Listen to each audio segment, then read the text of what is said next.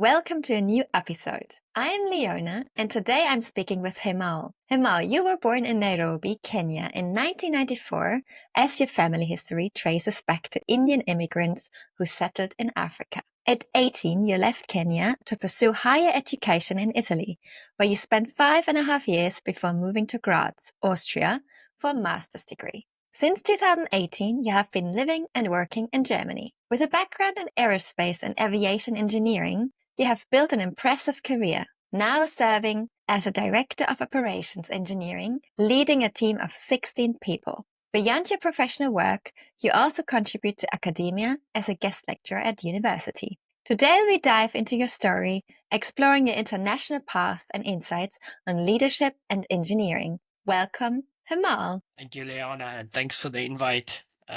It's a privilege for me to be part of your project, and I'm, of course, happily here to share my thoughts and views generally about my journey, but also how life is for multicultural people. For actually being here today. The first question I always have is, how does it sound for you? How do you feel hearing your own story like that? Yeah, I think that when somebody else summarizes that, for me, there are like flashes. The flashes which came, well, when I was 18, the flight number flashed, and then the plane flashed, and then I remembered the empty apartment in Italy when I moved to Graz. Yeah, I can imagine. And I already relate. I have so many different interesting encounters over the years. And thanks for diving directly into your story, because the first question that comes up immediately is, what is the flash that's coming up when you think about childhood in Nairobi? A lot of, I think, so my childhood in Nairobi and in Kenya, I really had really nice 18 years in Kenya. So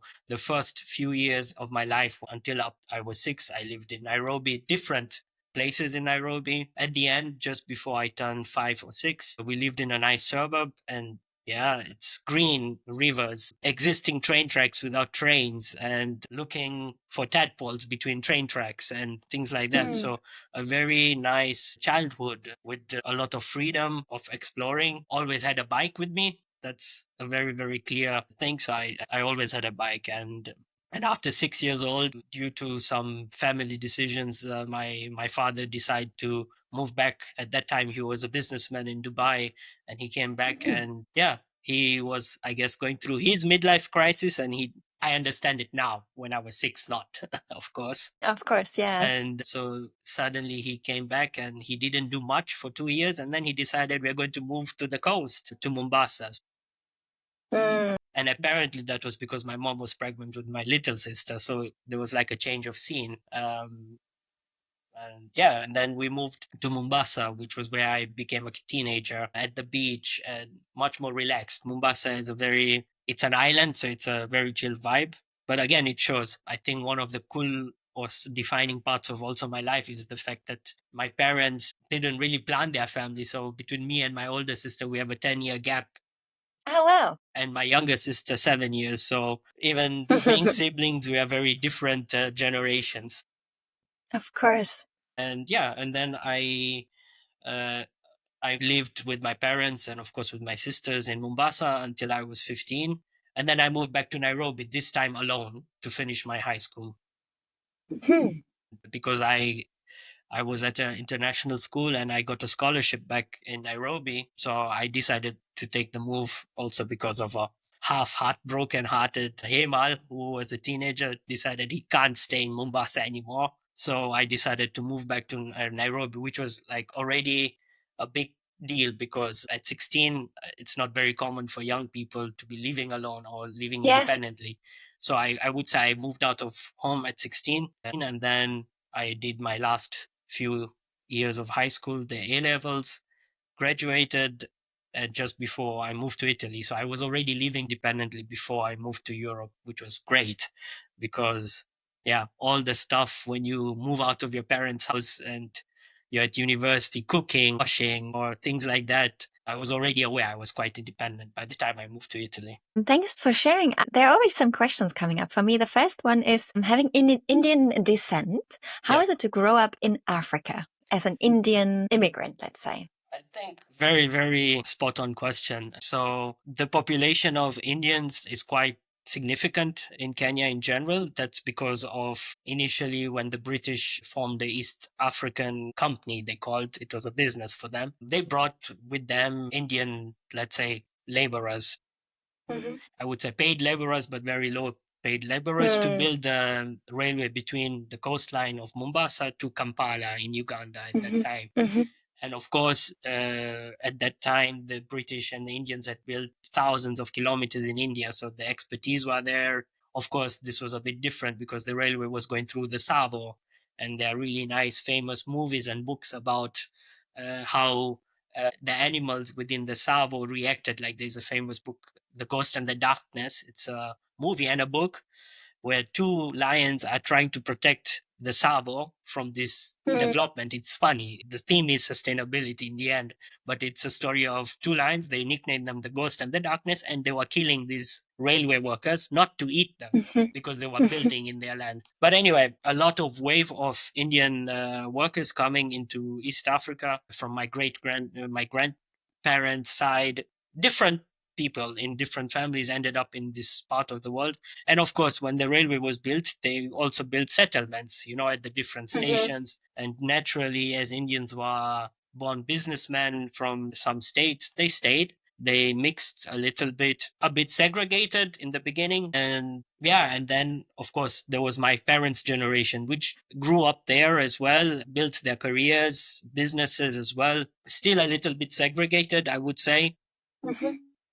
It was not common to have a black man and an Indian woman. So, for example, in my older sister's generation, tough to date a black person. The other way around too. And I think it's generally the same in many other countries in that period. But let's say in my generation and my younger sister's generation, already things have changed significantly. So coming back to your question, how was it growing in India? I think for me, it was quite because my parents were well integrated and there was no segregation per se. I mean, black, brown, every type of person was welcome in the house and we went to school with them. And yeah, from the starting, I was speaking locally. I spoke the dialects. I spoke Swahili, but I also spoke the local dialects in Kenya. So for me, it was a very nice and easy growing up. Of course, when you go to some remote parts of Kenya where there are not many brown people or Indian people, yeah, they are stigmatized, let's say.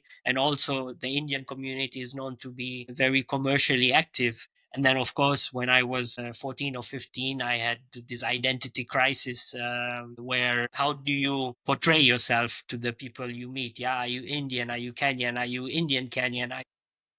Yeah, I can You know, imagine. Yeah. so I think that was an interesting point. But my father at that time was really cool. He said, "Hey, here is a bunch of cash." And we all got to do that. My sister got to do that as well. And he said, "Here, you can choose to go and do a trip in India." So I went to India alone when I was 15 years old for a few weeks. The plan was to stay a couple of months.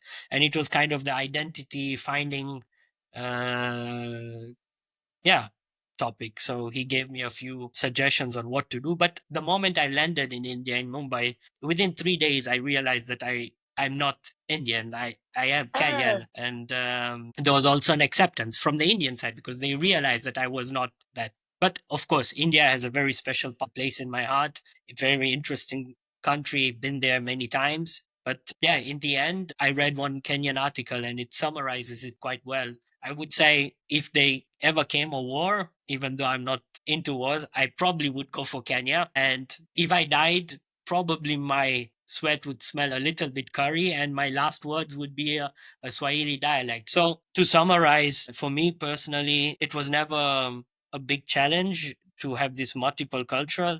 I think later when I moved to Europe, it was tougher Became more because complex. more complex because when you're getting older, identity and who you are play a major role. When you're a teenager, you're the Indian. But when I grew up until 7 years old, I didn't even realize that my skin color was different from somebody.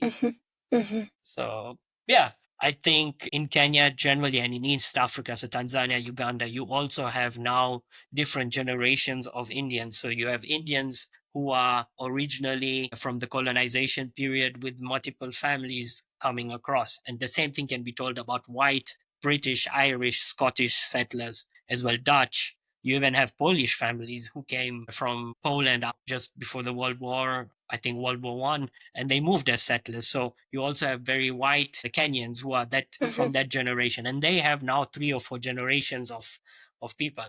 That's a different subcategory. And then you have the general migrants who came because of the economic boom. So they are perhaps not as well integrated as, for example, I am.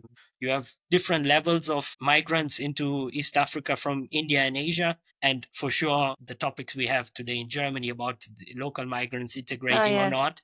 So I identify myself as a Kenyan with Indian origin. This is how I look at myself when I present to everybody, where I say I'm Kenyan and I have this Indian heritage, which is perfectly fine. But I also have perhaps some issues with new generation Indians or who are not perhaps integrating 100% or know nothing about Kenyan culture, for instance. So there are different categories of such immigrants. But yeah, I think we could talk hours about being Yeah, it's Indian. a very interesting, it's Yeah, a very interesting topic already, and I still have some questions around that. yeah, First, I also spent some time in Africa and Southern Africa, and yeah, especially also in South Africa, where I was working in Cape Town yeah. with an NGO and different townships, as well as there's actually happening a lot of homophobia, xenophobia, Mhm. racism in between the different ethnicities. Did you experience anything like that in Kenya? Personally, not. Kenya has more than 50 tribes. And recently, the Kenyan government recognizes the Indian as a tribe as well. So that was a big topic for the Indian heritage people because we are officially part of that tribe system. Because in India, you have the caste system. In African Yes. countries, you have the tribe. Why is the tribe being part of that system important? Because our constitution and our laws within the Kenyan constitutions has different applicability depending on tribes as well. It goes to religion, but tribes. So one funny example, polygamy is allowed in Kenyan. Polygamy from the male side is it's one-sided law, but polygamy is allowed. But if you come from certain tribes only and only certain religions, so it goes to that detail. And so when you look at that, being recognized as a tribe was a significant part of being Indian.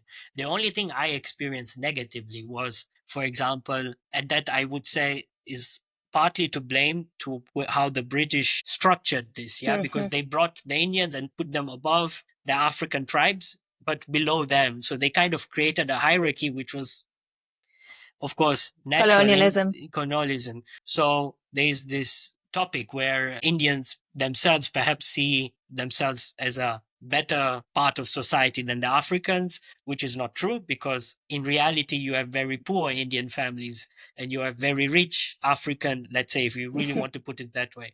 Today there is no this change. And in today's Kenyan society, there is no difference, at least economically, between the two. One could argue, hey, you have a lot of Indian rich people, but I say there are also a lot of African rich people. So I think it's much balanced. When I grew up, perhaps there was this stigmatized, he's an Indian. Yeah. So sure, Yeah, I can imagine. sure it's different. Of course the plate of food was different. How my parents show love and care for me has a very strong Indian cultural vibe. Yeah, of course my parents were both Hindus, so there is philosophies in bringing up, and so that then that gets emulated when you go into the society at school and everything. But I was never segregated. I was just put in a box, and this box was not really like limiting me per se. Great. And yeah, I don't think there's a general problem of racism in Kenya, in at least in the new generation. Let's talk about that whole experience again when you entered Germany. That I think is a different thing. Yeah. But first of all, I have a different question because you said it in a very interesting way. The moment you entered India, you realized, oh, I'm not an Indian, I'm a Kenyan. How did you recognize that? What were the facts or the aspects you realized immediately? I think first, the way I communicated, and the way they communicated to me. So first, I just didn't fit at all. And so within the first 3 or 4 days, I could feel that I was not somewhere I felt myself. Actually, my dad was very smart about that because he exactly knew what he was putting me up to. And at that time, I met my grandmother who was living in India at that time. And we had a nice travel. But in the first few days, just taking in normal things, rickshaws, taxis, talking to people, going to restaurants, also from the food perspective, it was too intense for me. Interesting. My culture, or my food and my cuisine in Kenya was very Africanized, language as Of well. course. So we are talking 50 to 70 years of Africanization process. The way I spoke, the way I communicated was completely. Can you give an example? I've been to Africa and I've also been to India and Asia, so I maybe have an idea, but still, also for the people who are listening, have no idea about it.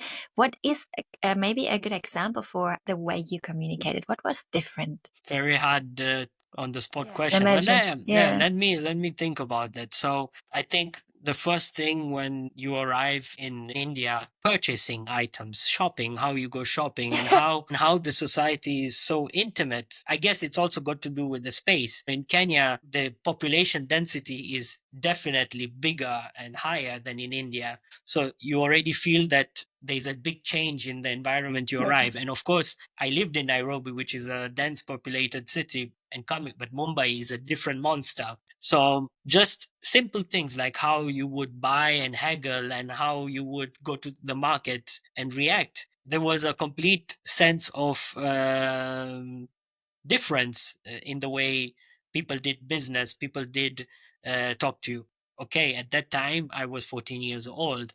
It was just cool for me to be going on a lone trip by myself. Mhm. And after that, I've been to India more than 12, 13 times. Yeah. For now, for different reasons, for business, for travel. Now I can, if we have to dig deeper on communication styles, if we have to fast forward me being 30-year-old and managing different teams, or managing an Indian person and managing, for example, a Kenyan person, I could go deeper into that and say, yeah, I have some experiences when I give you, and maybe I don't want to generalize here because not all Indians are like that or all Kenyans are like that. But one example is it's very, very hard to give negative feedback in the subcontinental culture. It's very hierarchical as well. So that's not the case in Kenya. If you gave negative feedback to somebody who is coming from that culture, they're more likely to take it very personally.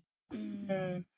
And it's when you give feedback about work, only work, yeah, and the reaction might be different. Again, this is based on my experiences, but as now I'm a leader, I can start to see, of course it affects my decisions on who leads a team, who is taking certain positions, who are taking certain projects, because yes, culture plays a big part in negotiation, in communication, in resolving conflict, in structuring the way you do things in any organization. And certain cultures have a better fit in certain situations.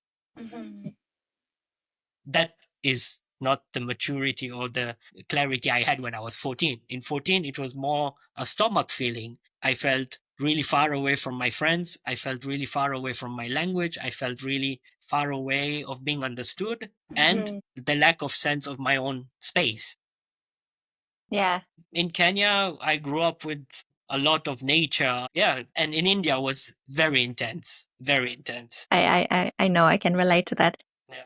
Maybe one more question, because I like to work with stigmas we have, or with ideas or cliches we get through, let's say, from Yeah. movies or books or whatever. So then you moved to the seaside and to the coast, and you were living in an island. How's everyday life there? It's like, oh yeah, every day you're lying in a hammock the Kenyan way and enjoying life, or especially in comparison to Nairobi, in a very busy big city. Can you describe how life looks like there? So, I mean, there is a big, like how you have it in Italy, the north and the south, you also have it in Kenya. So there is this stigma or this tendency that people at the coast are slower, working with chill. And in Nairobi, actually, Nairobi has a tendency of getting the nickname of London of East Africa because it's bustling. It's a 24-hour economy. Nairobi is like being in London. People are scared from other capitals to come to Nairobi because yeah, you have all the typical drug issues, murders, but not in a Of security course. way. But it's like New York, just in an Africanized way. And Yeah, yeah. if you are coming from, I don't know, Dar es Salaam in Tanzania, and you're coming to Nairobi, you will watch for pickpocketers because there are pickpocketers in Nairobi, less and less. But in Mombasa, things are chill. because it's also warmer, very hot. And yeah, and the coastal side of Kenya has a higher influence from the Omanis and the Portuguese. That's before the British, the Portuguese were there, and then the Omanis came. So Omanis have a very big effect into the local culture in Mombasa. Same thing you would say around Zanzibar. And I would say for me personally, Mombasa is very slow. So I spent there 6 to 14 or 15. I had a great time. It was a great place to be a teenager because you had the beach. I don't know. Everybody from the Nairobi side came For for the holidays. holidays and everything. And we had a nice school. You could go to the beach every day if you wanted to. You could eat good food because already the food is quite different in Mombasa than Nairobi. And there is this tendency that Nairobians say Mombasa is a lazy place. I would agree a little bit, but what flashes in my head is always how slowly they serve you the beer in Mombasa. You know, they give you the glass and then the guy will stand next to you and then he will talk to you and then he will pour you the beer and then he's just going to hold the beer and keep on chatting. And if you've lived in Germany and you're seeing that, you're like, give me my beer. I want it now. But yeah, and then of course I moved back to Nairobi, and I'm more of a Nairobi person, I have to say. I like the cooler weather, it's more crisp. I like that things are moving quickly, it's a bit busy. But yeah, I think Mombasa is also not a bad city. Well, I remember from Tanzania, Hakuna Matata. Huh? Yeah, So, very good way chill of there. seeing life. I'm growing up with Indian parents and also growing up in Africa. What kind of values would you say have impacted your life? So let me give you of certain topics which which I take and celebrate from the Indian culture. In India, they have a very strong celebration which celebrates the relationship between brothers and sisters.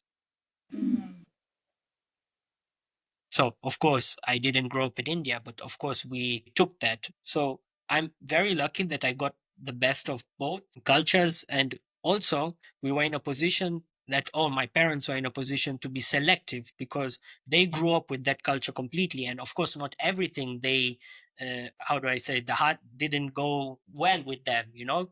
There's reasons why they migrated, there are reasons why they don't follow one thing. So, from the Indian side, I think you always have family oriented strong bonds. You also have no difference. One of the Indian, mm, let's say, philosophies is that regardless of whoever is older than you, you always have to show respect to anybody who's older, even 1 year older. So, do I 100% believe in that? Not sure. I prefer the fact that yes, you should respect everybody who is older than you, but you should also have the space to be able to dialogue with them when you think they're in a wrong way. So the Indian culture is very family. It doesn't mean that the African one is not, but there is a sense of how you show love, how you celebrate certain bonds between the different cultures. The African culture is, yeah, it's you have to go tribe by tribe. So I grew up closely with the Kikuyu tribe, which is the biggest tribe in Kenya, and they have very strong culture as well. So how you change between a boy becoming a man. I, of course, didn't have to go through that, but my closest friends who I played with were going through that change while I grew up, you know?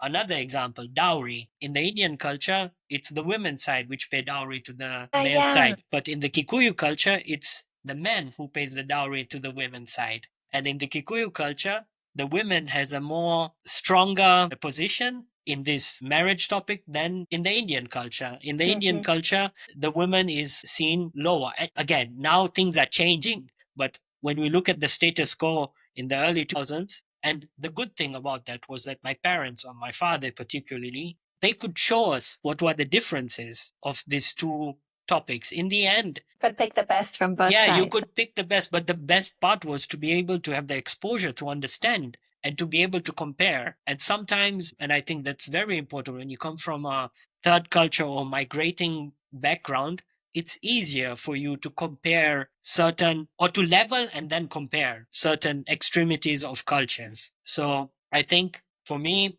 I'm happy. I mean, the Indian culture gave me a lot of family values. It gave me a lot of the importance of having bonds, the importance of sharing meals. And again, it doesn't mean that the other culture was not preaching that. It just shows that there were certain aspects which were stronger. My friend at 6 years old, it was unheard in the Indian family. It was important to have this breakfast together. It was important to have this dinner together.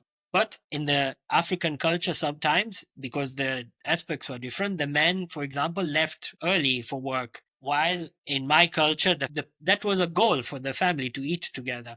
That doesn't mean that one is worse or one is bad. In the other one, my friend fried an egg by himself when he was 6 years old, but I couldn't fry an egg until I was, I don't know, 10. I didn't have to cook until I was 14. But my Kikuyu friend, he was washing his underwear when he was 6 years old. So that's a negative impact. That, for example, on the Indian side, the mom and this importance given to men, particularly in the Indian culture at that time, or even now, spoilt you in a way. Maybe. Of course, I recuperated that because I went out of my parents' house very early, but you could see that there was a tendency in the Indian culture where men were favored and they had it easier, and I see that from my sisters too, because they say it. Yeah, when you're a kid, you're like king. But when you have in parallel in an African culture, in the African culture, in the Kikuyu culture, when you're 18, you are going to be kicked out of the house. Either you're going to school, to boarding school. Boarding school is an important bit. Indian parents would never send their kids to boarding school. They prefer to have them while in As the close as possible, as huh? close as Yeah. possible. While in the African culture, it was by default. It's sad to hear, but you have boarding schools and you left home when you were 12 years old. That's something which I didn't. But Kenya is full of boarding schools, and people who go into boarding schools, predominantly from African tribes, start going to boarding school as early as 8 years old. So imagine an 8-year-old girl. Oh, But again, it's different because their culture, that's what they do. It's how it is. I have, let's say, my godfather or my black uncle. Like he runs a school in the in the rural areas of Nairobi. And when I visit him, he has a school. He's an ex-teacher and he runs that with his wife. And yeah, most of the kids there are they're on the boarding school and they're as young as 12. So what they do is that they spend months and then of course they go some weekends home. But that shows you that, for example, in their families, already both men and women are both working jobs, while perhaps in the Indian culture, why boarding school is not an option? Maybe the because mother's the at home. woman is at home. So my mom was a housewife for almost all her life until, let's say, we were 15 or 16, where she felt more emancipated. So again, you could see that an African mom and an Indian mom, you could see that the clear differences in the priorities. Yeah, I think you could dig so much into this parallelism and Very interesting. yeah, and to just bring that to a close circle, it's that I think the first topic is to realize that you have the tools to analyze it, to bring it to the same level. And I think if you have strong people who also migrated within your, like if your parents also have a migration background, it's easier for you to show that. So my father, for example, migrated, moved to England, came back, moved to Dubai. He saw different cultures. And when we were growing up, when they told us we are doing this way, they would also say, but look, in that other household, they don't do it like that. Hemal, I have one more question towards that chapter in your life, especially now, being in Germany, Europe, we're discussing a lot of international topics of gender, of racism, of privileges. It sounds like you had very caring parents and the privilege of, oh, here, I give you some money, you can go and explore India. Then, while I think from the European perspective, a lot of the times Africans, let's generalize them as the continent of Africa, are more seen a bit underprivileged. How would you describe that word? Because I sometimes think it's also very subjective experience, what privilege actually means. How would you see that for you, that term? Yeah. I privilege is so first you're right to say that I was very lucky to have parents who are caring and I really owe them everything, but I also have to say that my parents were hardworking. They never had any per se personal goals of success, maybe earlier in their careers, but they gave everything to educate. They never bought a car, they never bought a house, they never had. So if you want to call that I had the privilege, no, I had parents who gave up. Exactly. So I think in Europe, you have that preset mindset that ambition. And so in my culture, in the Indian, and again now Indian, but also in the African culture, giving your children an education and giving them a clear path and opportunity to better their lives is seen as a fulfilling path. While on the European side, you already have structures, which of course need reform, but education is already a right. Insurance is already a right. I mean, your parents, they just need to give you the food. And if you're in the right track path, you will go to school and you don't have to pay for that. While on my side, there is a clear case that my parents had to sacrifice certain aspects of their life to give that to give us that opportunity. And yes, there were moments where they couldn't afford to pay. I don't want to make it too dramatic, but there were days where there was no food at home. There were Yeah, yeah. days where parents did not know where the next meal came from. There were days where they were in debt. But and I now look at it from my younger sister's perspective, after I lost my parents, somehow some kind of responsibility came to my and my older sister's shoulder. And I was already working in a good position and quite stable in Germany, and I'm starting to support my younger sister on her, university and stuff. And I was questioned, okay, how do I let her know that this is a privilege? And of course, I asked myself, because she was going through a phase where she was not believing in the education system after the coronavirus. She's like, yeah, what's all this for? And of course, I come from a different generation and I wanted her to go through her education. But there were times where she said, no, you cannot. Of course, I can't choose anything for, but she said that it doesn't matter whether you finance it or you don't finance it. I'm not going to do something I don't want to do. So there were fights, or let's say arguments, where I said, okay, it doesn't matter whether you're my sister or not. I'd rather give my money to somebody who wants to do something with their life and make a change. But maybe that's a bias from my generation. But that was really tough because I saw that, and that was to explain to her what is privilege. She is in a privileged situation, for example, in my eyes. She has her own apartment while her university, let's say, colleagues are sharing a room of 4 people. Yeah. But that's because I personally want to give her everything which my parents gave me, which was I was set up in a way that I could have my own room in Italy. Of course, they sacrificed and they worked hard for it. And when I moved to Austria, also my older sister, when my parents were not earning enough, she made sure that I had enough money to move to Austria for 1 year. And that I call the privilege of having these people who really want you to succeed. But now, of course, when it's your turn, you can't choose for somebody, you can't explain it. So, what is privilege? In Kenya, it's so changing with different levels. The good news is that I think the basics opportunity to everybody has gone up to in every part of the world, generally speaking. And I can only speak for Kenya more specifically.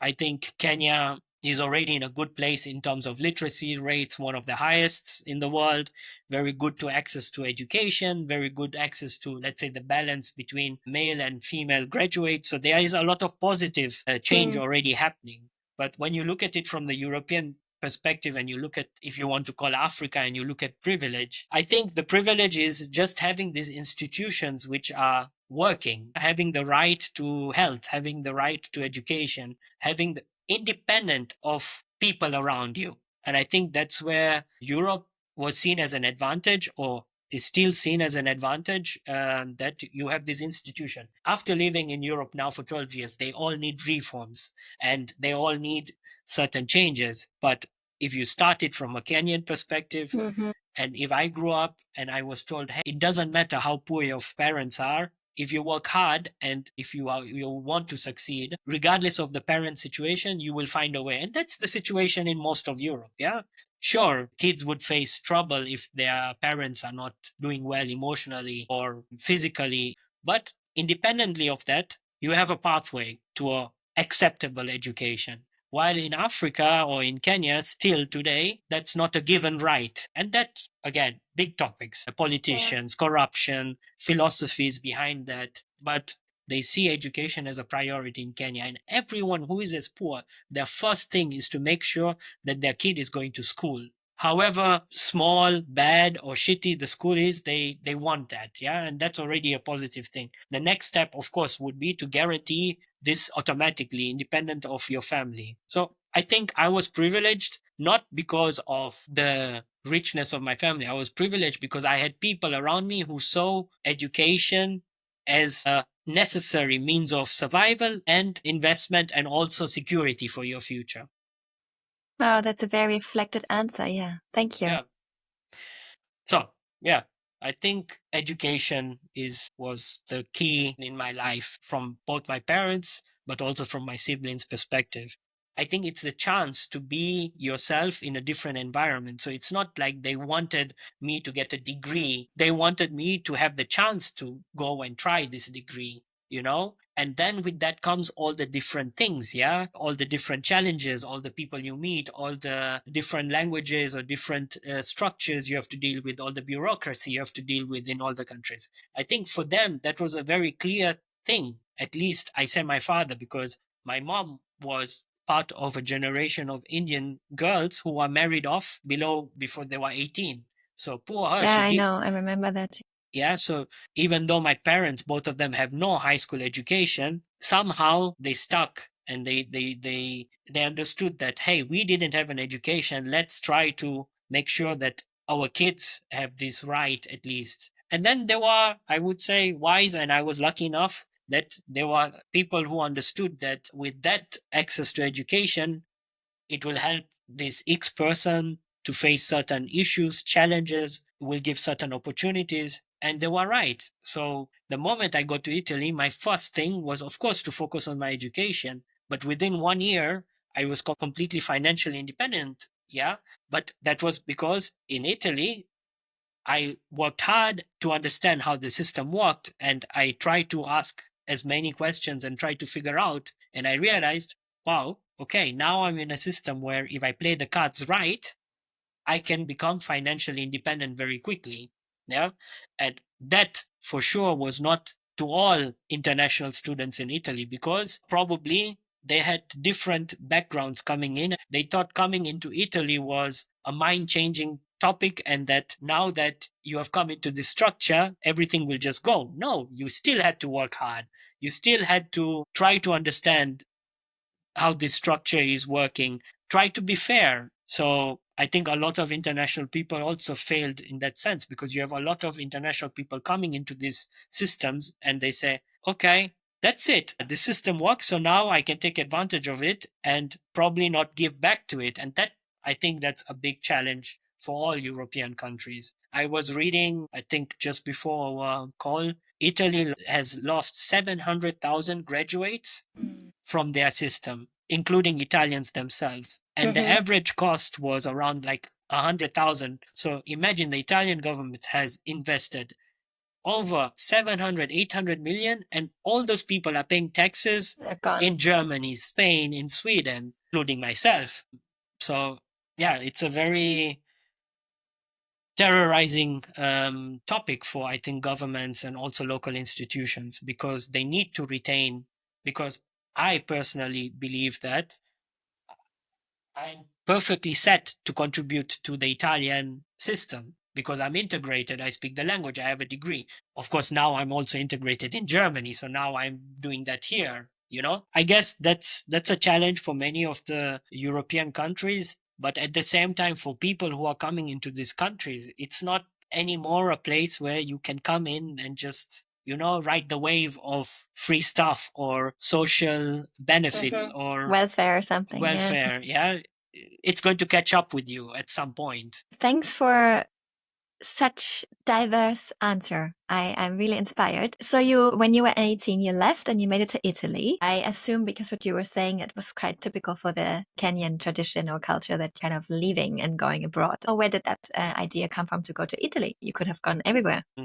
I was going to turn 18. So I had just done my final exams at the high school for the A levels. I would graduate in May. So the idea behind was, okay, I want to travel. I want to go. So my parents, of course, knew that I had ambition to go and travel and see the world. But I also understood pragmatically that there were certain limitations in terms of finances and that you had to be creative. So Kenya is known to have good universities of their own if you want to study medicine, agriculture, but quite expensive still, local universities. So my younger sister who studies today in Nairobi, her degree costs more than Italy, Germany, Wow. and we will come to that. So at that time, at 18, I started to apply like every Kenyan person. They apply to different universities. So a lot of us apply to the UK, to the US, to Australia because of the English speaking and hope to win certain scholarships. Yeah. Mhm. It's not very popular to go into, let's say, mainland Europe apart from the UK at that time. Now it's different because of the language challenges, language barriers. Italy was the same, but we come to that in a minute. I applied to a lot of universities, and I think that was also unique because I was independently just sending out applications. And that was thanks to my dad, who made sure that I got this type of education where I could think out of the box and just try your luck, you know? And so I just applied and I said, okay. And then I did a bit of research and I realized, wow, the system in the European Union is quite unique. And all countries have, of course, tuition fees, but most of the time they are covered by the governments under Mhm. certain regulation. So I thought, okay, it would be a very, very good choice to go to Poland, to Italy, to into the EU, yeah. And because first it was affordable, realistic, and also for me at a personal level, because my goal was not like going to Harvard, but it was more like going into Europe and experiencing different cultures, meeting new Mhm. people. That was the thrill, you know. And yeah, the story is quite random. I applied, and most of the times I missed the deadline because I didn't understand the language. You know how bureaucratic French universities and German websites are. Now they're improving, but 12 years ago, the university websites were horrible. If you're an international student, they barely had English translations. Even for the original languages, reading through that gave you a headache. Even being German, it's So I applied to a bunch of them, and then some way I got a very random email from the Italian embassy that, hey, you need to come and verify your documents. And then when I went there, and there was an old lady who was working at the consulate for a while, and she looked at me. She's like, "So you want to go to Italy with a very strong Italian accent? Give me your papers. Let me look." So she said, "Hey, can you come back tomorrow? We're just going to keep these documents for verification." And I didn't really understand her because her English was not clear. And I left her with my passport as well, which I would never do today. Leave anybody my passport. And I went back the next day and then she gave me like a bunch of papers and then she explained, so now you have to be in Turin on the 25th to do an entrance exam. And after that, you can get enrolled to the university. And I was like shocked because I didn't even know what was going on. And then she said, we've put a student visa in your passport. And I was shell shocked. I didn't have to pay a penny. I didn't have to do anything. And then I took a night train to Mombasa to my parents a day after. Then I went and I told them, hey, by the way, I think I'm going to Italy in August to study this aerospace degree. So my life is full of lucky strikes like that, I have to Wow. say. But the lucky strikes also come because, yeah, in life, sometimes I did some out of the box random things and also had a little bit of faith, you know? And then I looked at where Torino was, perfect. Near the Alps, Switzerland is close by, France is close by, Austria is close by. Yes, it was a bit attractive. I was like, cool, I'm going to be studying in Italy, you know, that's so exotic. And then my father basically said, okay, can you tell me how much it's going to cost? The first year, how is it going to be? There was not much information available, honestly. So a lot of bureaucratic work randomly. And I can even go and give you examples of terrible things which I learned, which were lucky. So one of the ways the Italian system works is that when you arrive, you get a finance level. So based on your family income, they give you a level in the tax system. So every Italian or anybody who lives in Italy, they have this finance level. And it's based on what your parents own or what you own, what is your salaries, what are your assets. And that's how they measure this thing. In Kenya, we have no system like that, you know? And so if the university tuition fees is 3,000 euros a year, it gets divided into different levels. And they're over, I think, 36 to 56 levels. So you can end up paying 20 euros and you can end up paying 3,000 euros, Mhm. depending on your family income. How do we declare the value of what my parents make? There was no Mhm. system in Kenya to do so. So, I mean, we made it inventory. We went to the notary public and I told my dad, just tell him what you make every year and how many kids you have and what are your assets. And then we will get it translated. So fast forward, because the Italian embassy also like, yeah, not a lot of Kenyan people go to Italy at that time. And nobody has really asked us about this. I'm like, yeah, but how are they declaring their family income in Italy? They're like, no, usually we give them the visa, they go and then they figure it out, you know? And I was really shocked because there were, even if there were only 2 or 3 or 6 or even 50 Kenyans, they must be declaring their family income. So a lot of unknowns. I got to Italy, first shock, people don't speak English because Welcome to Italy.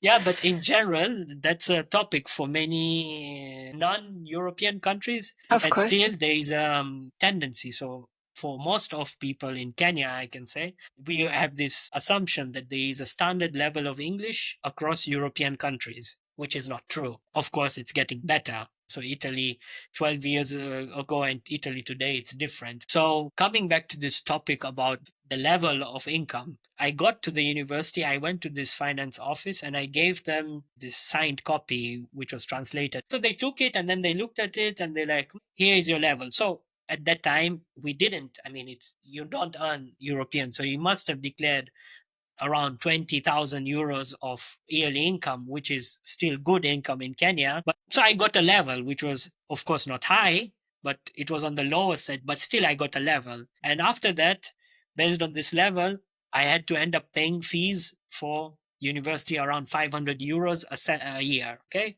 Which was already good because I had budgeted for all the 3,000, you know? Well, yeah. But then I went on because I could apply for the scholarship and the help. Again, they gave it to you in accordance to this family level. So when I went to apply for the university, the lady looked at my certificate and she put it all in the system. And then when she looked at the supporting documents against the certificate, she refused to accept it. And then I said, look, I don't know. I did the best I could to do this, but you have the certificate. The authority has given me a level. Take it. She's like, yeah, I'm not sure if this is the right level or not. I asked her, can you show me what another Kenyan student has submitted before so I can try to replicate these documents? So she talked to her manager and then she showed me her screen and that this Kenyan student had a letter from the Kenyan embassy in Rome. So that led me to contact the embassy in Rome. So I wrote them an email and I called them, and very nice guy as well. So he's like, you're a student. You came to Italy to study. I know what you need. You need this financial stuff, you know? He's like, look, just send me 15 euros so I can ship this letter to you and everything. He just needed from me the names of my parents and my sisters and everything. He didn't ask anything, you know? I got a letter and he had said he had written a letter saying that he has zero income. Please support him to the best of necessary needs. So I went to this lady again and I gave her this letter. And then she had a document which said my dad made 17,000 euros, a letter which said I had zero money, and my certificate which matched the 17. And that's where I first faced the first issue about this whole infrastructure and the systems. Because how do you bring a foreigner coming in to fit into your system?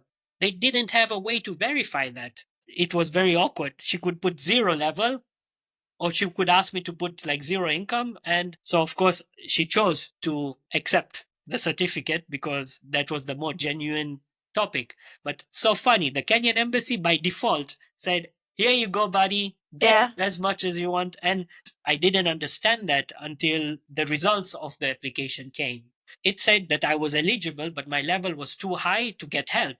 So I'm like, what? Okay. And that was a blessing in disguise somehow. But in that moment, I realized that all the foreigners who came to Italy, the first thing they did was they declared zero income. Of course, yeah. The clever way, yeah. Yeah, I don't know if it was clever, but anyway, that's problem number one. But they were going to pay for my university fees. That they would not give me any housing, any money or anything. But the first year scholarship in Italy was based on need and not on merit. So basically what they did was that they made a big list and they gave the scholarships for the first year based on your family income. And then to maintain that, you had to perform at school.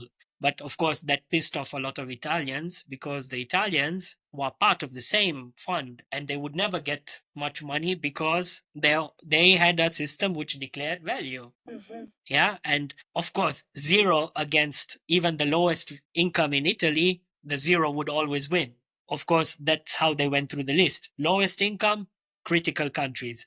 So a lot of the foreigners who got the scholarship are not able to maintain their scholarships because, of course, it's not coming. They get the money for the first year, but then you have to perform or you have to stay constant. But how does this all matter? This comes the lucky strike. I didn't get the scholarship, but they were paying for my university. Fast forward 2 or 3 months into the semester, there was a scholarship from a private bank which offered scholarship to foreigners, but it was a much bigger scholarship. It gave you almost 8,000 euros a year, and you applied for it, and they would then finance you for 3 to 4 years based on your merit as well. But guess what? You are only eligible to apply if you didn't have the other scholarship. So I was not doing so well. I mean, I did okay, but compared to the best ones, I was still not the best. I basically won that scholarship because I didn't win the other one. Yeah. And that was a better scholarship because it was privately financed. But again, this is a lucky strike. And in my life, apart from, yes, working hard and things, there were lucky moments. And these lucky moments really, they come. They come if you are open minded, if you are authentic, if you are genuine. And that's how I became completely financially independent afterwards, because I got this bunch of money and then I had enough money to sustain at least 3.5 years of my education because the grant was kind of nice. As I said, the world has different ways of working this out. But what this shows was that you can see how these two different systems, they don't match. Yeah. And I think even though we say it's a globalized world, but Yeah. and that's one of the reasons why also a lot of foreigners who are migrating here, yeah, they just don't succeed, or if they only some of them succeed. And that's a question which needs to be asked a bit specifically. Yeah. And thanks for that detailed answer, because I think that's very interesting for a lot of people to see and hear that perspective from someone coming from a different continent, even to try to integrate and immigrate into Europe, right? So that's, of course, even that's some years ago. I think that's an interesting aspect. Maybe one more question connected to that. So you were already living by yourself in Nairobi, you said, and then you moved to Europe at the age of 18, but still very young for a lot of people to leave home that early. And then you were living here, let's say here in Europe, in Italy. And how did that maybe have an impact on you being by yourself, being alone, maybe even lonely, being independent, also in terms of your resilience? What kind of memories do you have about that time? Yeah, I think early on, I think the first challenges was to get apartments and apartment hunting when you don't speak the language. The first few weeks, you had a lot of international students, so you had people who are trying to create groups and look for apartments together, and then you always had people who perhaps took advantage of certain aspects, because you have, again, different cultures and you're kind of segregated to this group of people who are desperate, and the Italian public system is really public. So in the sense that it's not like an American movie where you have dorms, you really have to call, you really need to understand quickly how to negotiate if whether heating is included. I know in Germany now, after 12 years of living, it's all easy. But at that moment in time, the first moment, really tough to understand how that is working, and you don't really have guidance on it. In Austria was completely different, where they had an international office and they prepared you, and there was a focus Complete onboarding. onboarding, and there was a complete different, it was a smaller university and prepared and attracting. But in Italy, that was the first few months challenge. The language was a big challenge. The first year was partially in English, so it was okay, but I was going into a degree which was completely in Italian from the second year onwards. So Wow. that A was challenge. a looming thing. So I think, or I again so lucky to have met my first roommate, Yuri. He was a French Erasmus student. I say lucky strike. I was at this huge university board with notice periods, trying to collect numbers and calling for the apartments. And I called so much. I was so disappointed. And I just asked one girl to help me talk to one person to get an appointment in Italian. And after the call, she just said, "Hey, I know you seem desperate, but look, my boyfriend's parents, they are from here and they have an apartment and they're renting. Maybe I can ask my boyfriend to get you an appointment with the realtor who is taking. Oh. So again, lucky strike. I paid tons of money for that apartment. I couldn't afford it, but I was so desperate that I had to accept. And then I met the realtor and she took me to the house and she definitely took advantage of me and took money. And so the rent went from 320 to 420, which is a lot of money 12 years ago for rent in Torino. I met my roommate who was an immense part of my first year. Again, it was good that he was on Erasmus and he helped me integrate quickly. Yeah. And so right from the beginning, he helped me stupid things integrate into how life works, eating habits, and how to set up. He was more on a easier because he was on an exchange program. But then I got exposed to this part about Erasmus and how it all works. And there were so many great things about the European Union which I started to see. Yeah, because when you don't have such things, you kind of start noticing it even more. Your question was more on the challenges. What did you learn about yourself in that time? I think the first thing was I thought that it was good that I moved out of my parents early. Yeah. So definitely that helped. And generally, and I think that was very critical. And that again goes back to my parents letting me do that at 17, giving me the freedom to go do it. That time when I went to Italy, I think it was also a very nice time.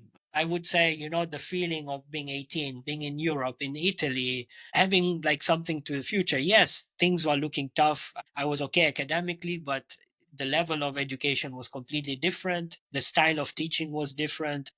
I came from a more Kenyan, which is a British based system. I think there were challenges there, but I was embracing this beautiful time, making these new friends, new cultures, the Italians, trying to understand. But that was me personally. I know that other foreign students, they had a lot of pressure on them. One thing which was good was that I was always taught, go have fun and just make a great time out of it. And I would say the first year was more about just going into that. Yeah, there were moments where you missed food here and there and you missed your parents and your sisters, but I think the years which were harder were the ones to follow when it was getting tough academically and the Italian system was taking a toll on me in terms of the language, in terms of that. So there was moments where I thought I needed to leave the country because in the second year, for example, I didn't do any exams in the first semester. I was too scared to go. But that was a mistake because what I did was that I went to lectures in Italian,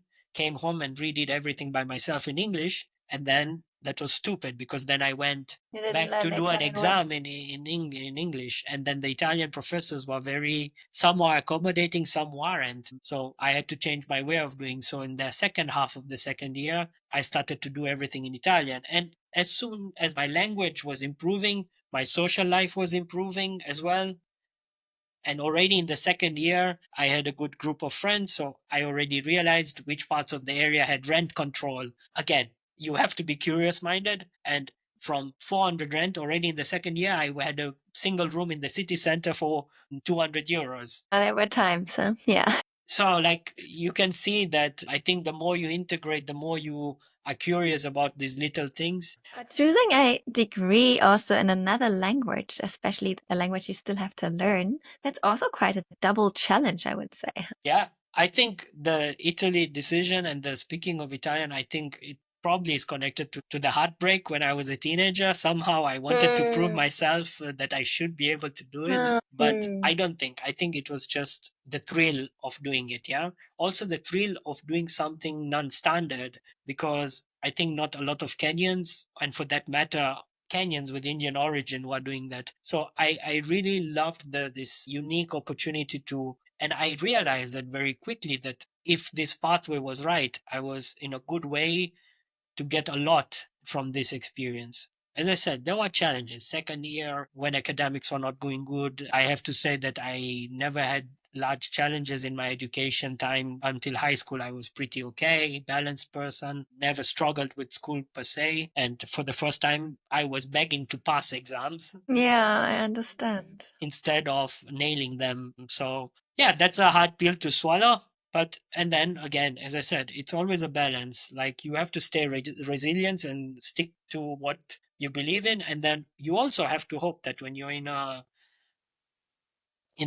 time where you could make rash decisions on, you need strong people and strong bonds and friends who really tell you stick there and be there. Because I think sometimes when you don't make general bonds and connections, and I know there are certain people I can name, they were clearly, hey, don't leave Italy, don't give up on this, make sure that you get it done. And really within a year things started to change dramatically. And then I think in the third year, finally, I was fluent. I was living with Italians. I had a very nice situation at the apartment. So, yeah, I think that it all improved. And then, of course, I became stagnant, like how Italians are. So I took way too long to finish my university. Instead of 3, it took me 4.5 years because I took it with chill, you know? And what would you say is maybe one of the nicest memories you have, or stuff that you really appreciate or like about the Italian culture you experienced that time? Yeah, I think that the importance they give to food and also like moments on sharing the food. I don't know. There is just something about the Italian way of how they give importance to the ingredients and they gave respect. I give you one topic, which was thanks to my roommate Yuri, the French guy.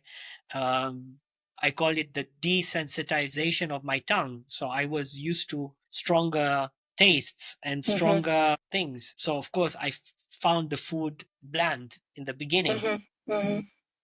And what I had to do was that, for example, Yuri's grandmother, who was in Parma, she used to make this salted cake, so like a quiche, but not a quiche. So it's with spinach, ricotta. But I couldn't taste the ricotta. I could not taste the parmesan. I could not taste the spinach. And I said, "Look, it's kind of good, but like it has no taste." But then desensitizing, then going into the markets. Another thing I love about Italy is their markets. They are focused on going to the market, buying the ingredients, and then the people who are at the markets telling you how to cook that. Yeah, that's something which I miss, which I don't also have in Germany, or which I never had in Austria. If you went to a market in Torino and you ask the lady, hey, how can I make this specific vegetable? He will give you like 10 minutes of a crash course on that topic. But isn't that similar to India and Africa? Food, culture, cooking, markets? Maybe that's something you also really Yeah, I knew from think home. so. Yeah, I think in India more. I think Indians and Italians are more common in that. Kenyan markets, I would say Kenyan food is typical African food. It's quite, let's say, bland. It's more about energy than taste. So the philosophy in Kenya, or let's say the typical base philosophy is you eat for energy and you need energy for your work, you know? Of course, with time and influences, I grew up with the Indian, Arabic, the Mombasa area, they start to use spices and things like that. But the Italians go another notch. They have the importance of why the basilico, or why they have these stupid rules, which of course everybody has different ways to look at it. But there is something about, like, I remember there was a Spanish student. He only ate bread and olive oil, and I thought that is such a sad meal. But that's one of my favorite things to do today. So I think the importance they give to the origins and the respect they give to their food, sometimes extreme, but it's something which I really admire about. In India, it's similar, but I think the Indians sometimes over exaggerate with the spices, and that I liked about my mom. She Africanized the Indian cooking because she wanted us to taste the eggplant.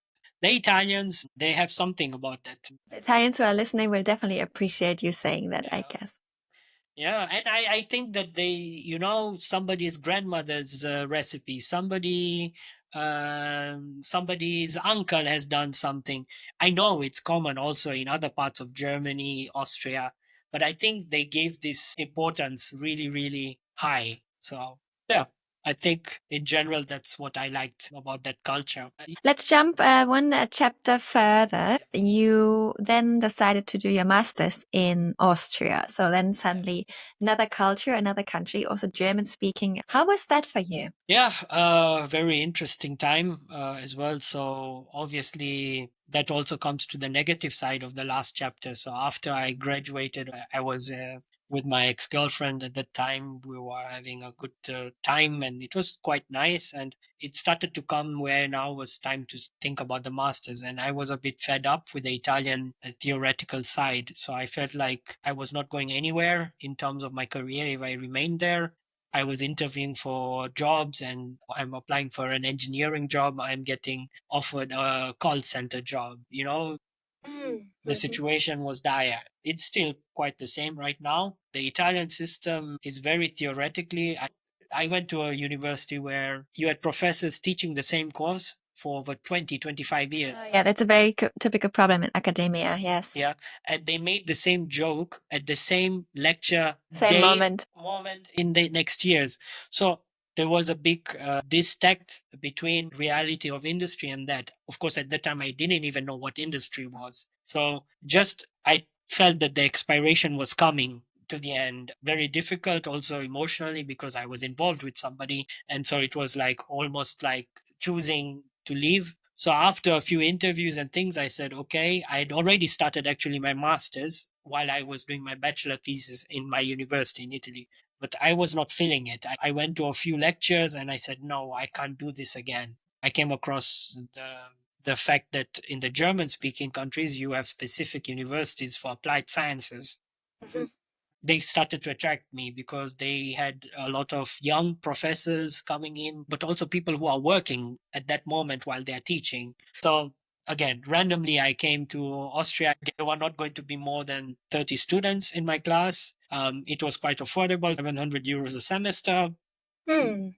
What was great about it was that everything was in 1 year, the theoretical and the project, and the second year you were free to go into internships and do your thesis. Hard part was to leave home, a place where you spoke the language, had a good social background. But again, everybody was starting to move as well. And then I made the choice to move to Austria and Graz. Quite simple at that time to do bureaucratically because already living in Europe. So, and already having a European degree made things smoother compared to when I moved from Kenya to Italy.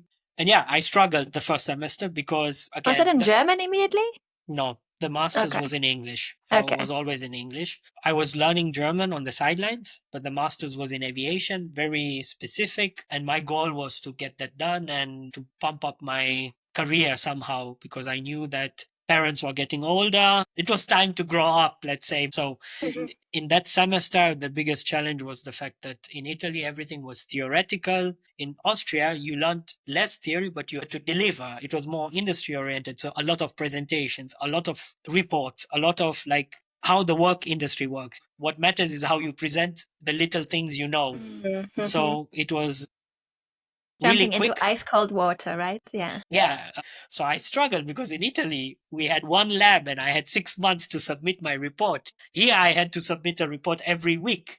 Work. A lot more work, a lot more focus on groups, a lot more focus on presentation. That 1 year was just a year which just went by so quickly. Very busy, a lot of things to do. I visited a few areas in Austria as well, spent time in different places, and collected more friends. I would say Austria was like a quick pass by.